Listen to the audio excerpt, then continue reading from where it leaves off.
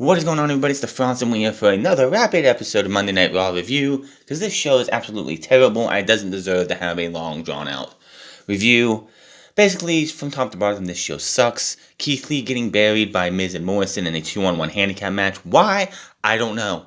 Matt Riddle beating MVP in the main event in 2 minutes. Lana getting destroyed by Shayna Baszler and Nia Jax out of the pay-per-view. And I have an idea of who's going to be Asuka's partner coming this Sunday. But I'm not going to say that tonight. I'm going to save that for Friday when we do the review and TLC predictions. We open the show up in Thunderdome, the new Thunderdome. We go to a special Christmas edition of Dirt Sheet with Miz, Morrison, the Nightmare Before TLC. They're sitting in chairs, they're doing a bunch of other bullshit, don't really care. It's a terrible fucking show. I cannot stand. Basically, it's another episode of the Dirt Sheet, and I can't stand the Dirt Sheet. Remember, this was the thing that had Mandy's hair or a talking diaper earlier this year. No thank you. Sheamus comes out, they have a whole thing here, and we go to Sheamus versus AJ Styles, which was advertised for this show. This was a decent match. Sheamus and AJ Styles are two good workers. AJ Styles, hold on. Get to the end of the match here. AJ Styles gets the win after AJ slides to the mat and takes out Sheamus' knee, which got compromised in the match. And he goes to the second rope, falls over, cover 1, 2, 3. After the match, the music hits. AJ Styles joins almost on the ringside. Sheamus covers in front of them as we go to replays. AJ talks trash as he makes his exit. AJ points his finger at Sheamus, but Sheamus grabs his arm and pulls him forward. And it's a beat down from there. Sheamus gets tied into the ropes, hanging upside down. They get a chair, and Sheamus gets beaten to a pulp by AJ Styles as he is sending a message to his opponent at TLC that this is your friend, well, I'm going to make him pay. I'm going to make him pay. We still to come. Bray Wyatt brings the Firefly Funhouse friends to the Thunderdome. Back from break, and we see what happened with Jeff Hardy teaming with the New Day to face the Hurt Business tonight. The Hurt Business is walking backstage. They walk up to a man eating some of Matt Riddle's Bro-Nuts, which I guess are plant-based organic donuts. Don't know, don't care.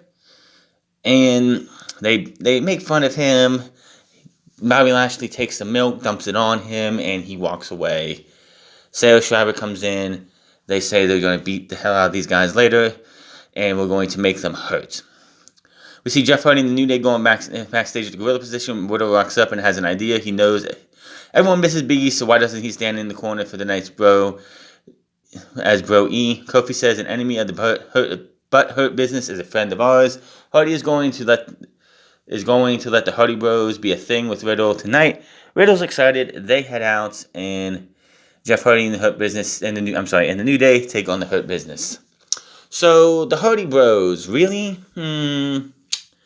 Yeah, I don't know. Not my thing.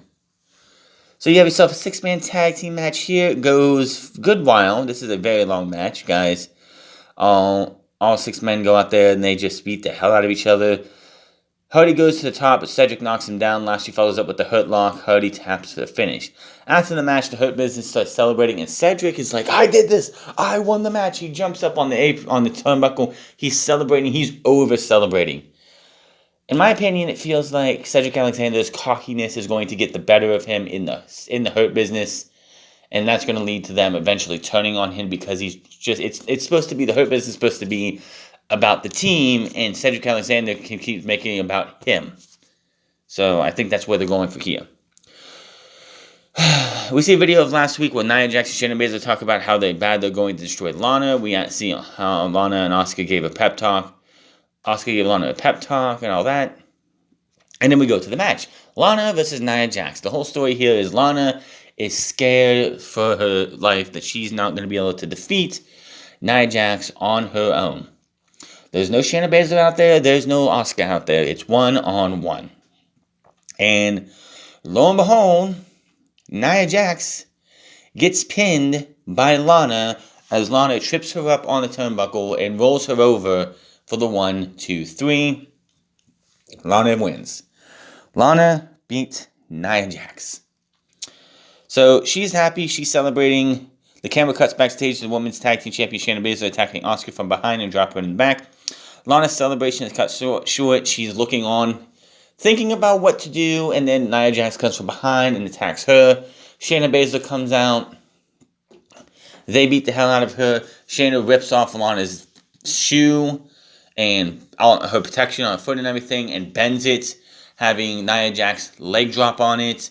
They destroy her leg, and Asuka eventually does come out. And that's it for Lana. Lana is out of the pay-per-view, as I said. I'll give my predictions on that on Friday when I do the predictions for TLC. But yeah, Lana is no longer going to be at the pay-per-view. And the only name I could think of, I will talk again on Friday about that. But it's just, yeah. I see WWE going away that if nobody doesn't see this coming, I don't know what you're watching. So, Bray Wyatt field trip still. Back from break, and Elias is in the ring with his guitar.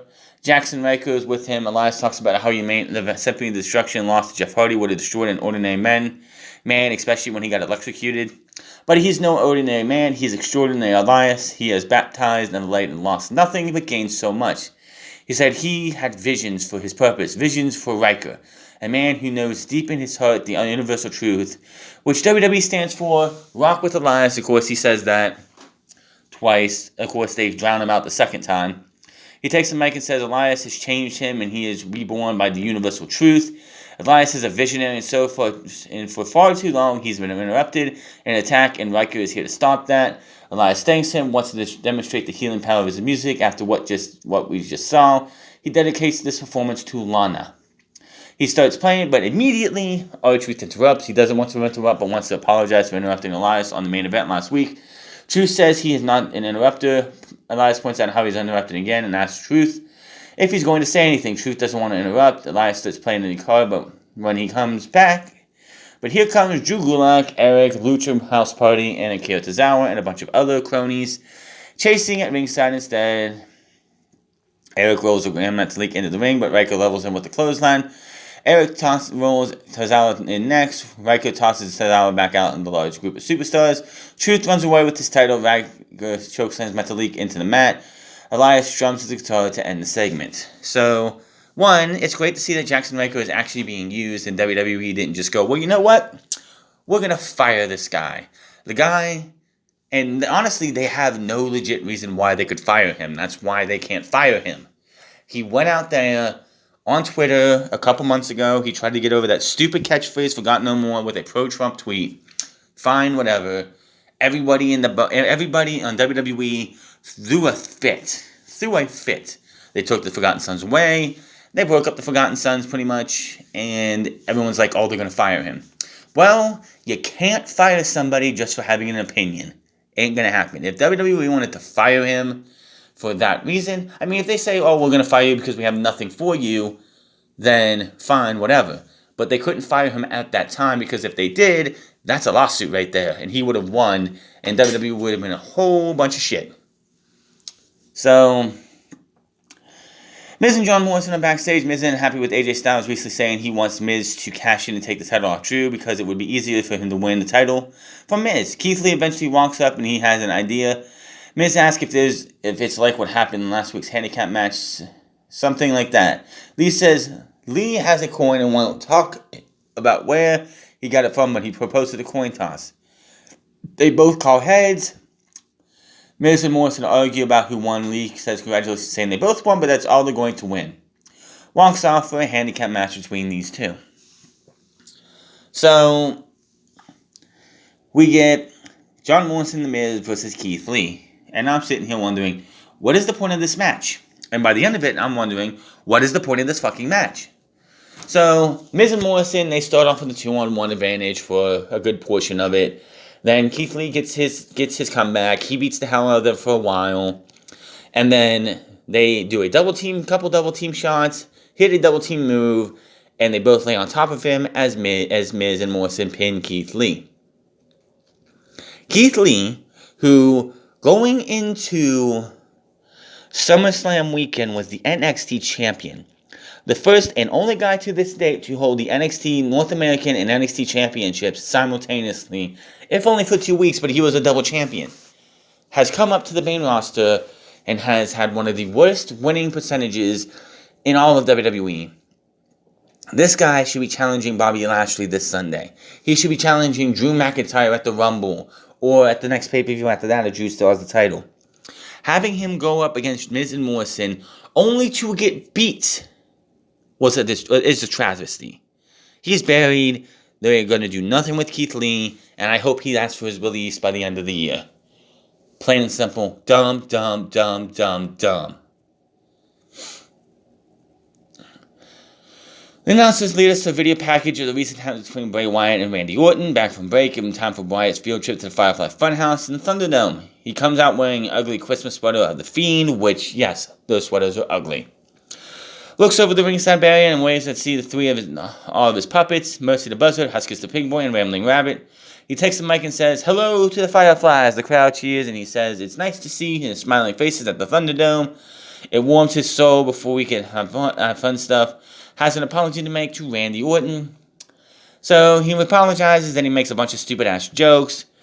Randy Orton eventually gets on the monitor, on the screen, and says, "Listen, let's just cut to the chase. Let's have a game. I know you want to play games, so let's play a game of hide and seek." And Bray Wyatt, "You know what? Let's do it. I accept. I can't resist the game of hide and seek. I will find you, Randy." And he walks off. So nothing special there. This whole field trip thing was absolutely for nothing. Ricochet versus Mace is your next match. Ricochet is going to be feuding. Ricochet went from feuding with the Hurt Business to feuding with Retribution. So he goes from one faction to another. And this match is happening just because Dana Brooke and Ricochet won their match last week, embarrassing Retribution again. So this match happens. Ricochet does everything he can. Same thing like when he took on Slapjack the first time. Interference after interference after interference. Eventually, Mace hits his finisher, and Mace gets the win. Nothing special here. But there was a moment where Mustafa Ali is on commentary, and he's asked, "Why did you recruit Mace to Retribution?" And he actually mentions, "Maybe you should ask your friend Samoa Joe there. Aren't you sitting in Mace's spot, Joe?" He's like, "You're damn straight I am." He couldn't handle this spot. So, give you a little backstory of who Mace was. He, of course, was Dio Madden, who was pegged to be one of the young faces to the Raw announce team back when they did last year. I think it was last year. When they rebranded, when they redid Raw and SmackDown and put Michael Cole and Corey Graves on Raw, on SmackDown, you had Vic Joseph, Dio Madden, and whatever the fucking reason, Jerry the King Lawler on Raw. Then, when they were doing the Brock Lesnar storyline, Dio Madden got destroyed and was never seen again. And here he is, now as Mace. So, after the match, Retribution all get in the ring, and they hold up Ricochet, and Ali says, "This is over when I say it's over, and it's over when you join Retribution." And what's his name? T-Bar puts Ricochet down face and screams in his face, and that was that. We see Bray Wyatt walking backstage. He asks Riddle if he's seen Randy Orton. Riddle hasn't seen Orton, but he has seen the future, and the future is Bronons. I'm just going to say it right now. Matt Riddle's chances of being WWE Champion are slim and none. Matt Riddle being the United States Champion is slim and none. Vince McMahon views Matt Riddle the same way he views R-Truth. A goofball comedy guy, and that's all he's going to be. It's a damn shame. Matt Riddle could be so much more, and he's already hit his ceiling. The comedy and the bad jokes you see on Monday Night Raw is all you're going to see from Matt Riddle so long as Vince McMahon is around.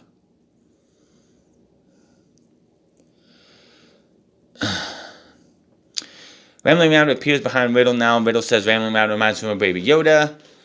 Grogu. So he's going to call him Baby Broda. Riddle talks about his pet rabbit named Skipper at home and presents a character and a marker for Rambling. Rabbit is to autograph it for his pet. That ends the segment. Shayna Baszler versus Dana Brooke. Why this match is happening, I couldn't fucking tell you. The only reason I say this match happens is because what happens at the end. But Dana Brooke wins the match by disqualification as she's making her comeback. She gets up to the top rope, and Nia Jax says, "Fuck this," shoves her off, and causes a DQ. So they're going to beat her down some more as well. When all of a sudden Mandy Rose makes her return. We haven't seen her since before Survivor Series, as she was slightly injured by Nia Jax. No, go figure. Beats him up with a kendo stick. Shayna Baszler looks to stop that, but Asuka comes out, evens it up, and that was that. So they were wondering, could Asuka pick Dana Brooke, or could she pick Mandy Rose? If they don't have a mystery partner decided before the pay-per-view, I already know who it's going to be, and it's going to probably piss a lot of people off. More bullshit with R-Truth and everything. Back from the break, and the announcers talk about tonight. Raw Talk will have Jackson Laker, Elias, MVP, Bobby Lashley, Mandy Rose, and Dana Brooke. We see Bray Wyatt looking for Randy Orton. He comes up on a room, and you see a rocking chair just rocking by itself, back and forth, back and forth, back and forth. He goes in there, he sits down, Randy attacks from behind, and they fight. Randy Orton eventually puts Bray Wyatt into a crate. There happens to be gas in the lighter, puts gas on top of the thing, lights it up, and then all of a sudden, the Fiend pops out, puts his mandible claw on Randy Orton, and that ends the segment. So, that is going to be your match at the pay-per-view. Matt Riddle versus MVP. This match lasted 2 minutes. Floating bro, Matt Riddle wins. He leaves, eats some bro nuts, and that was that. That was your main event match of the night. Matt Riddle, MVP, and it didn't even last 2 minutes. It lasted about 2.5 minutes at the most. Wow. Just wow. So we have this Champion Ascension tournament Ascension ceremony, where for whatever reason WWE thinks that they have to show us that, hey, we're putting the title on the nice big gold hook thing so it can rise up. They do that here. They talk trash back and forth, and AJ Styles like, yeah, we've never faced each other before, and I know that you lost the title to Randy Orton, and you showed us who you were, that maybe you're falling under the pressure, and I'm going to take that title from you because you've never been in a TLC match. I've defended the title in a TLC match before, and that title is going to look great around my waist. Drew comes back and says pretty much that, yeah, they've never faced before. People have always wondered, when are we going to see AJ Styles versus Drew McIntyre? It's going to be this Sunday, and this Sunday, I'm going to keep the championship by beating you and all that. He puts the thing up, the Ascension thing goes up with the title on it. Basically, we go from here. AJ beats Miz and Morrison come in to the ring, who are hiding under the ring. They come in, they beat down with AJ Styles, Drew McIntyre. Drew McIntyre gets rid of those two. AJ Styles ends up using a table, ladder, and chair to destroy Drew McIntyre. He climbs up top of the ladder, pulls the championship down, and the show goes to black. And that is Monday Night Raw in a nutshell. It was terrible. Like, having Keith Lee should just go back to NXT or ask for his release. Go to Impact, go to AEW, go to Ring of Honor, go somewhere else where you are appreciated. Because Vince McMahon is not going to give this guy his just due. There was no reason to have him lose to Miz and Morrison. It didn't benefit anybody. Miz is the Money in the Bank briefcase holder. He doesn't need to win matches. Just WWE just has, like, Vince McMahon has no fucking clue on anything anymore. But that is your Monday Night Raw review. Hit that subscribe button, comment down below, like or dislike this video. Follow me on Parler at The France Club, because fuck Twitter. Follow me on twitch.tv/The France Club, and follow me on Instagram at The France Club. And I'll see you guys Wednesday for real good wrestling. Fuck Impact Wrestling, because what they did last week was fucking atrocious, and I'm sure this week's going to be the same. But until then, my name is The France, and I'll see you guys later.